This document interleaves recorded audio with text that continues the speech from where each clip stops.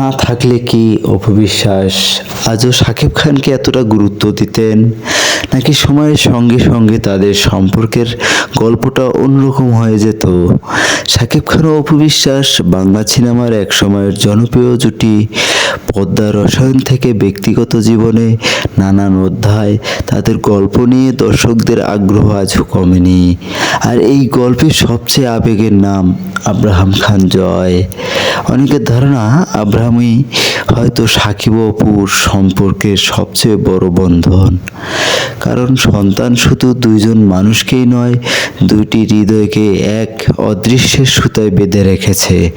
তাই আব্রাহাম না থাকলে অপু বিশ্বাস হয়তো সাকিব খানকে নিয়ে এতটা ভালোবাসতেন না, এমন আলোচনা প্রায়ই শোনা যায়।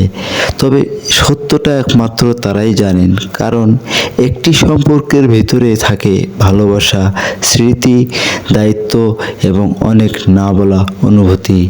তাই প্রশ্ন থেকেই যায়, আব্রাহাম কি শুধু তাদের সন্তান, নাকি সাকিব অপুর সম্পর্কে সবচেয়ে শক্তিশালী আবেগের বন্ধন? আপনার কি মনে হয়?